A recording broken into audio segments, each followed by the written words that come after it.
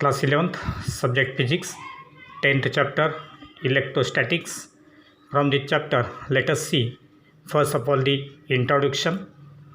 So, electrostatics is the branch of physics which deals with the study of static, that is stationary or at rest, electric charges, the forces between them, and the effects produced in the form of electric fields and electric potentials. Electrostatics is the branch of physics which deals with the study of static, that is stationary, electric charges, the forces between them, and the effects produced in the form of electric fields and electric potential. On the other hand, in case of current electricity, we consider the charges which are in motion. That is, in case of current electricity, the moving charges we consider. Now, the electric charges are present everywhere around us and can be illustrated by some of the examples as follows.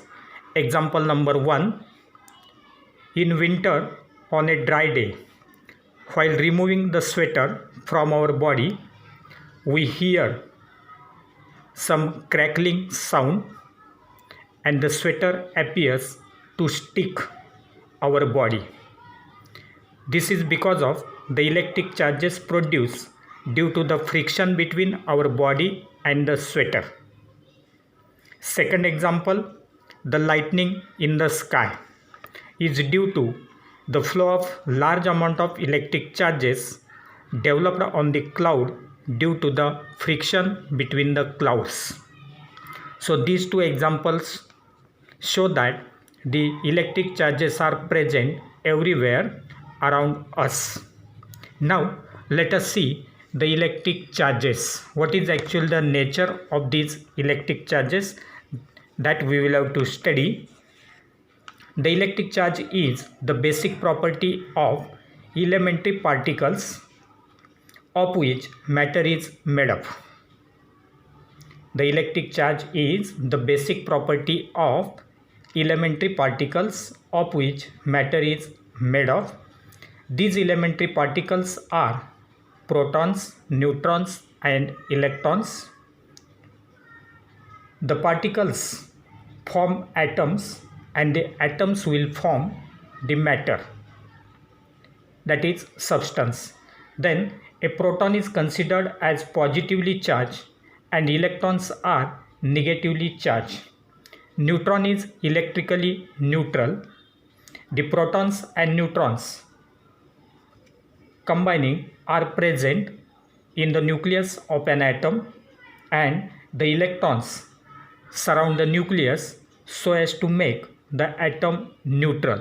So atom is electrically neutral because the number of positively charged protons present in the nucleus will be equal to the number of negatively charged electrons surrounding the nucleus, and hence electrically an atom is neutral because same number of positive charge will be balanced by same number of negative charge.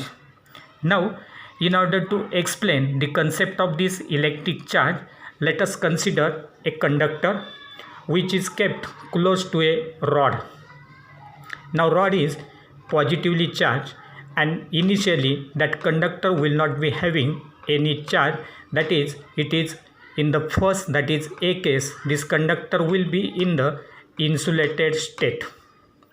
At that time when this rod is taken close to this insulated conductor, at that time it is observed that the negative charge is developed here on the close surface of this conductor and the positive charge will be developed at the far surface of this conductor.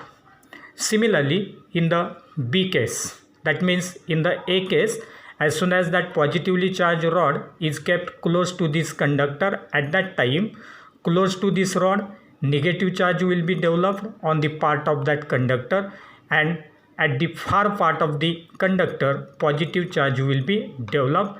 Therefore, this conductor will be having negative as well as positive charge.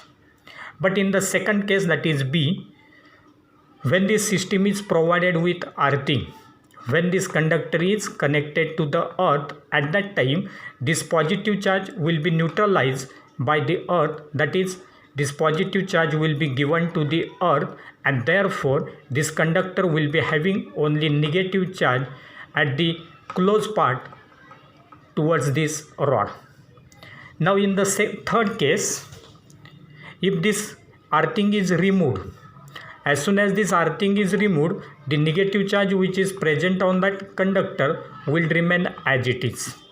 And now in the fourth case, instead of earthing, now if this rod is again removed, rod is taken away from this conductor, at that time it will be observed that on the whole surface of that conductor the negative charge will get spread. And therefore now when a fur and amber or comb and dry hair are in contact with each other, are rubbed against each other, then that is fur and amber or comb and dry hair are rubbed against each other, the electrons get transferred from one body to the other. So when there is transfer of electrons from one body to other, or one substance to other substance, making them charged, the substance receiving electrons develops a negative charge, while other is left with an equal amount of positive charge. So when there is transfer of electrons from one substance to another substance, if there is transfer of electrons, that substance which is receiving the electrons will develop the negative charge, and the other substance will be left with an equal amount of positive charge. Now this process is called as charging process by conduction, as charges are transferred from one body to another. The charges can be separated by other methods also, and these methods are chemical reactions which takes place in cells, that is in chemical cells. Second, convection which takes place in case of clouds. Then diffusion which takes place in living cells. So these are some of the again methods for the separation of the charges.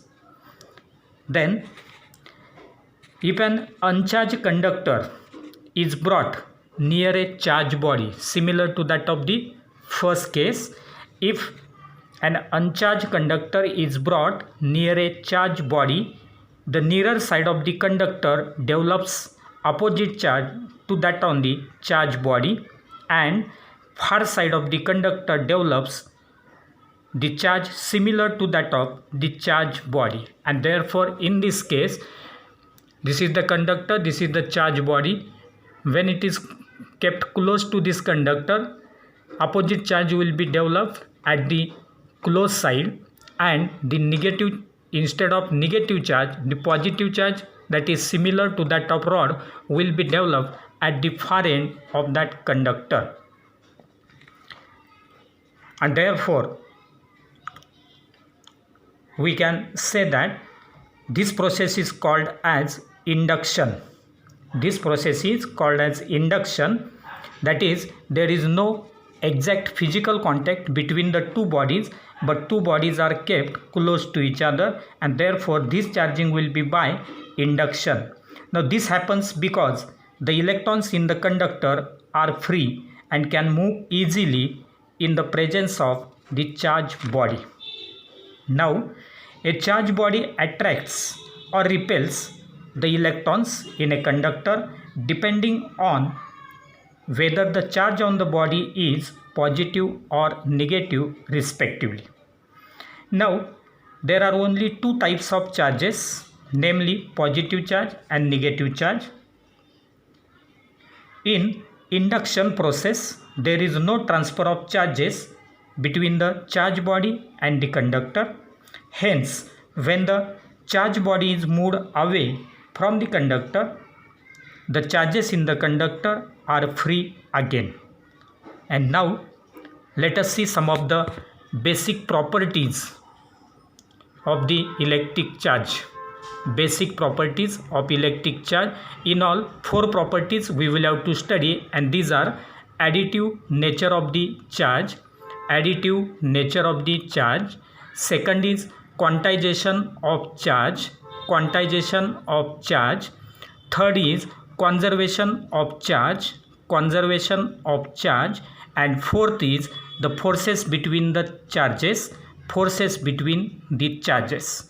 Let us see one by one these properties. Let us consider first additive nature of the charge. So as it is additive, that means there will be addition of the charges, and then the electric charge is additive, similar to that of mass of the body. The total electric charge on an object is equal to the algebraic sum of all electric charges distributed on different parts of that object.